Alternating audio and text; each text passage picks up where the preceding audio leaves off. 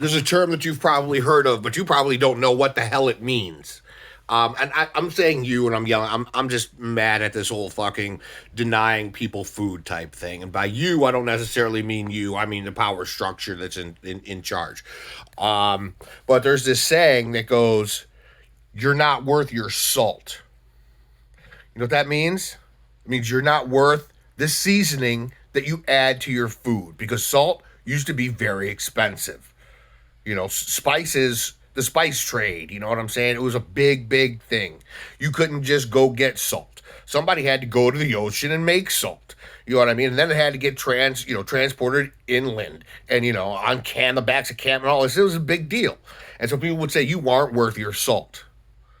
Well, nowadays people are saying you're not worth your sugars, I guess, because there's a list of things that you're not allowed to buy on Snap.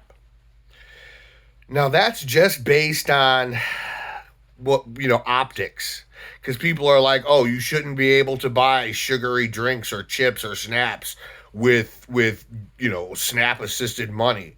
No, you should be able to buy whatever the fuck you want, whatever the fuck your family will eat. You should be able to buy with that whatever the fuck you want, as long as it's food. I mean, there's rules that say you can't buy hot food. You have to buy cold prepared stuff. Okay, so fine, be it. But and then to say, oh, now you're not allowed to buy sugary drinks. You're not allowed to buy sodas, or you're not allowed to buy chips or pizzas or stuff like that. What is like a processed foods, right? Now it's like, oh, now you're not allowed to buy processed foods. Well, there are some neighborhoods in like major cities where you can't get to a grocery. There's no grocery store within miles. And then there's no buses that run to the grocery store. And then if you go to the grocery store on a bus, you got to bring your groceries back on a bus. You know what I'm saying? That's difficult.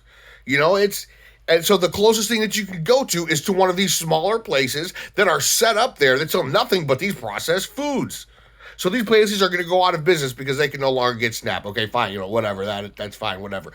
But to say that you're not allowed to eat what you want or what you like because you're poor is bullshit. That's bull fucking shit.